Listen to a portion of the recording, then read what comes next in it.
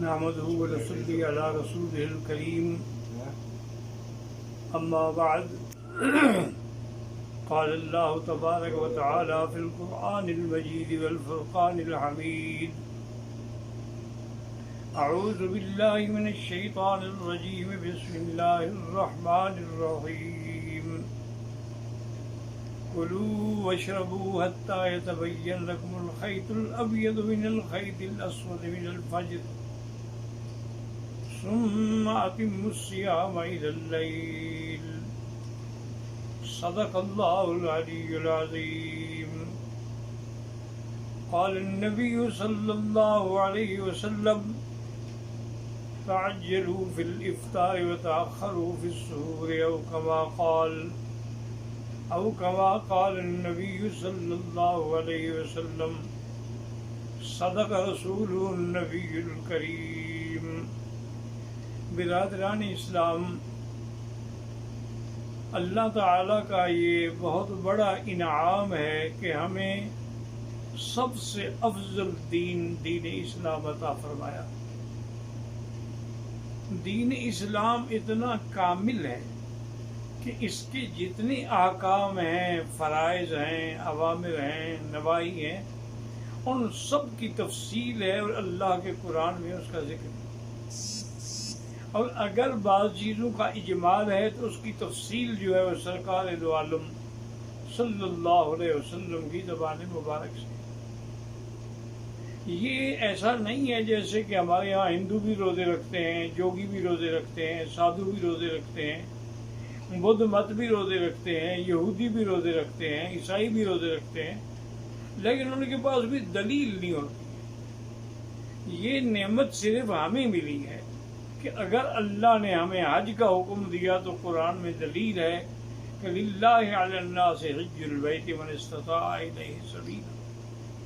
اسی طرح دلیل ہے کہ وَأَذِّن فِي النَّاسِ بِالْحَجِّ يَأْتُوكَ رِجَالًا وَعَلَىٰ كُلِّ ضَامِرٍ مِّن كُلِّ فَجٍّ عَمِيقٍ.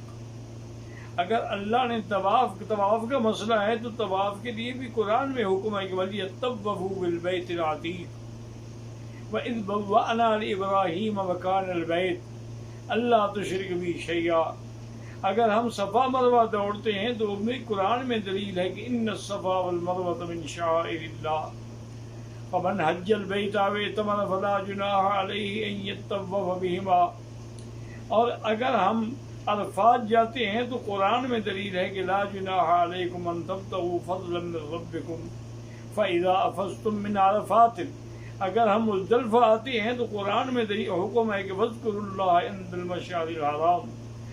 اگر اس کے بعد ہم منا آتے ہیں، مزدلفہ آتے ہیں، تو اس کے لیے بھی قرآن کا حکم ہے کہ اللہ نے قسمیں کھائی ہیں کہ والفجر ولیال عشر والشفع والوتر.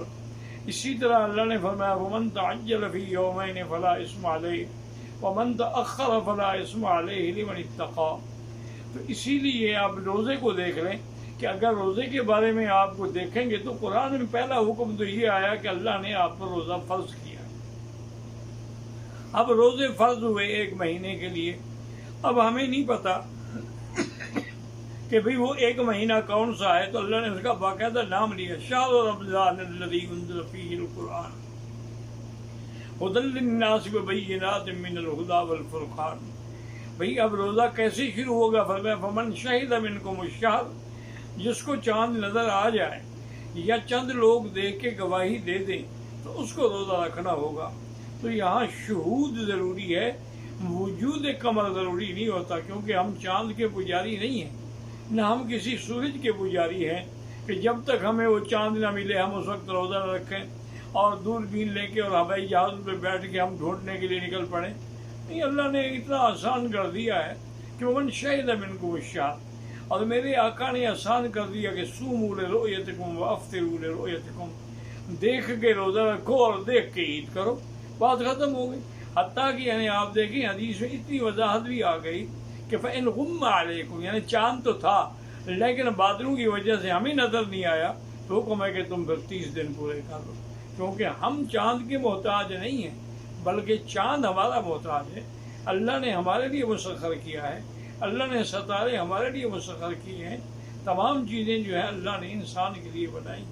تو اب دیکھیں قرآن پاک نے باقاعدہ روزے کی فرضیت بھی ہو گئی، روزے کا مہینہ بھی ہو گیا. اب روزے کا وقت کب سے شروع ہوگا اس کا بھی اللہ نے قرآن میں بیان فرما دیا. کلوا واشربوا حتی یتبین لکم الخیط الابیض من الخیط الاسود من الفجر. کھاؤ پیو جب تک سفید ڈورا کالے ڈورے سے علیحدہ نہ ہو جائے اس وقت تک کھا پی سکتے ہو. اب اس سے مراد یہ ہوتی ہے کہ ایک ہوتی ہے صبح کاذب. کاذب کا معنی یہ ہے کہ صبح کے لیے ایسی سیدھی اوپر چلی جائے گی، پھیلے گی نہیں روشنی. وہ گویا کہ منع ہے کہ اچھی طرح تو نہ پھیلی، اس لیے اس کو کاذب کہا جاتا ہے. اور اس کے بعد اگر ایک روشنی نکلے گی جو پھیلنا شروع ہوگی وہ صبح صادق. تو صبح کاذب نہیں بلکہ جب صبح صادق ہو تو تم اس وقت کھانا پینا، پانی پینا، میاں بیوی کا ملنا، سب چیزیں جو ہے وہ حرام ہو گئی. ایک صحابی نے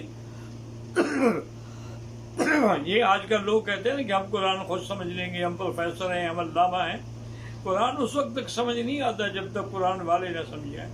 ایک صحابی نے 2 دھاگے لے لیے، ایک کالا لے لیا ایک سفید لے لیا، اس کو سرانے کے نیچے رکھ لیا اور صبح ساری کے وقت کھاتا رہا، دیکھتا رہا، کھاتا رہا، دیکھتا رہا. وہ تو سورج نہیں کر بار دن چڑھ گیا، روشنی ہو گئی. اب صحابہ نے حضور کو بتلایا، حضور نے بلایا، فرمایا کیا کیا تم نے؟ کہا حضور آپ ہی نے تو فرمایا تھا کہ خیط الابیض اور خیط الاسود، سفید ڈورا اور کالا ڈورا یہ دیکھے میں نے رکھے ہوئے. اور فرمایا ان بساطتک لعریض، تمہارا سرانہ اتنا لمبا چوڑا ہے کہ دونوں دھاگے اس کے نیچے آ گئے. حضور یہ سامنے تو ہے. اور میں اللہ کے بندے اس سے مراد صبح کاذب اور صبح صادق ہے. اس سے مراد تیرے دھاگے نہیں ہیں کہ تم نیچے رکھ کے دھاگے دیکھتے رہو کہ کالے اور سفید میں فرق ہوتا ہے تو ٹھیک ہے، نہیں فرق ہوتا تو ابھی رات باقی ہے. تو اللہ نے ہمیں یہ بھی بتلا دی. ابھی روزہ کب تک رہے گا یہ بھی بتلا دیا کہ ثم اتموا الصیام الی اللیل، پھر سارے دن کا روزہ ہوگا. اور جب سورج غروب ہوگا، اب الی اللیل میں الہ ہے تو بعض لوگ اس کو الہ بمانے ماں بھی پڑھتے ہیں. اس لیے شیعہ لوگ جو ہے وہ انتظار کرتے ہیں جب ستارے نظر نہ آئے وہ افطار ہی نہیں کرتے. وہ کہتے ہیں جی رات کا کچھ حصہ آئے گا تو ہم افطار کریں گے. یہ ان کی غلطی ہے، کیونکہ جب اللہ کے نبی نے فرما دیا میری امت اس وقت تک خیر سے رہے گی جب تک وہ افطار میں تاجیل کرے، جلدی کرے، اور سحری میں دیر کرے. اور اسی میں حکمت ہے کہ افطار کے وقت انسان کو انتظار ہوتی ہے اور سارے دن کا انسان بھوکا پیاسا ہوتا ہے. لیکن سحری کے وقت جو ہے جتنا تاخیر کرے گا اس کو وہ پانی کھانا دن میں فائدہ پہنچائے. اور سحری کے بارے میں بھی حضور سے پوچھا گیا، آپ نے فرمایا غذا مبارک، سحری ایک بڑی مبارک غذا ہے، چاہے کچھ بھی ہو، کھجور کا ایک دانہ کھا لیں، پانی کا ایک گھونٹ پی لیں. اور یہاں ایک مسئلہ یہ بھی سمجھ لیں کہ روزہ رمضان کا اگر ہو اور رات کو آپ نیت نہ کریں تو روزہ نہیں ہوگا. صبح کو آپ نیت کریں، نفلی روزے میں تو ہو جاتا ہے لیکن رمضان کے روزے میں رات سے نیت ضروری. اور نیت کے لیے یہ بھی ضروری نہیں ہے کہ آدمی کہے بصوم غد نویت من شہر رمضان، بلکہ رات کو آپ کا ارادہ یار میں کل روزہ رکھنا ہے، بس نیت ہو گئی. ساری کھا رہے ہو، مقصد ہے کہ ساری اسی لیے کھا رہے ہو کہ روزہ رکھنا ہے، بس نیت ہو گئی. زبان سے نیت کرنے کی ضرورت نہیں ہوتی، کیونکہ مقام نیت جو ہے وہ دل ہے. جب دل میں ہے کہ میں نے کل کا روزہ رکھنا ہے تو پھر وہ روزہ ہو جائے گا. اگر آپ نے رات سے نیت نہ کی تو پھر روزہ نہیں ہوگا. اور یہ آپ اندازہ کریں کہ پہلے روزہ کتنا مشکل تھا. ابتدا کے اندر یہ حکم تھا کہ جب آدمی رات کو آ کے سو جائے تو نیند کے بعد اٹھنے کے بعد پھر اس کو کھانے کی اجازت نہیں تھی، اس کا روزہ شروع ہو جاتا. اب صحابہ مزدوری کرنے والے، باغوں میں کام کرنے والے، وہ تراویح پڑھ کے گھر جاتے، نیند آ جاتی. اب نیند آ جاتی تو اس کے گھر والے ارمان کرتے رہتے کہ افسوس ہے کہ بیچارہ اب تو کچھ بھی نہیں کھا سکے گا، آج بھی نہ کھایا اور جب نیند کھلے گی ہو سکتا ہے روزہ شروع ہو جائے. تو امت پر یہ بات جو تھی بہت بڑی گہری گزری. اور اسی طریقے سے حکم تھا کہ جیسے دن میں روزے کے عالم میں میاں بیوی جماع نہیں کر سکتے، رات کو بھی نہیں کر سکتے. تو ایک دن ایک روایت میں ہے کہ حضرت عمر رضی اللہ تعالیٰ عنہ سے غلطی ہوئی، اور ایک روایت میں ہے کہ ایک اور صحابی سے غلطی ہوئی اور اس نے آگے حضور سے کہا کہ یا رسول اللہ ہلاک تو میں تو ہلاک ہو گیا کہ میں نے رات روزے کے حالت، اس وقت رات میں بھی منع تھا بیوی کا جماع کرنا، میں نے جماع کر لیا، اب میرے بارے میں کیا حکم ہوگا. اس کے بعد پھر اللہ نے رعایت کر دی اپنے بندوں پر کہ حل لکم النساء لیلۃ النساء الرفث فی احل لکم لیلۃ احل لکم الرفث فی اللیلۃ فی الرفث فی النساء ہن لباس لکم وانتم لباس لہن. اللہ نے فرمایا عورتیں تمہارے لیے حلال ہیں، وہ تمہارا پردہ ہے، تم ان کا پردہ ہو. تو اب آدمی رات میں اگر میاں بیوی ملتے ہیں اس سے کوئی حرج نہیں، بلکہ حتیٰ کہ سحری کے وقت میں ملتے ہیں اس میں بھی کوئی منع نہیں. حتیٰ کہ علماء نے لکھا ہے کہ اگر سحری کھانے کے بعد مل رہے تھے سحری کے وقت میں، اب اتنا وقت نہیں رہ گیا کہ وہ غسل کر سکے، فرمایا کہ ٹھیک ہے ہاتھ منہ دھو کھانا کھا لیں، سحری کر دیں، غسل بعد میں کرنا. تو اس وقت تک اللہ پاک نے اپنے بندوں پہ رحمت فرما دی اور اجازت دے دی. تو روزے کے ہر حکم جو ہے اس کے اندر موجود ہے. انشاءاللہ زندگی رہی تو لیلۃ القدر اور تراویح پر بھی بیان ہوگا. اللہ تبارک و تعالی آپ سب کے روزے قیام سیام قبول فرمائیں، اور من صام رمضان ایمانا و احتسابا غفر له ما تقدم من ذنبه. اللہ ہمیں ان لوگوں میں شمار کر لیں جن کے گناہ بخشے جاتے ہیں، جن پر رحمتوں کے دریا بہائے جاتے ہیں. یا اللہ اس رحمت کے مہینے سے پورے عالم پہ رحمت فرما کے اس عذاب کو رفع فرما دے. یا اللہ اپنے بندوں کو قید سے چھڑا دے. سارے ہم اقرار کرتے ہیں لا الہ الا انت سبحانک انا کنا من الظالمین. ربنا تقبل منا انک انت السمیع العلیم وتب علینا انک انت التواب الرحیم. وصلی اللہ تعالی علی خیر خلقہ سیدنا محمد و آلہ و صحبہ اجمعین.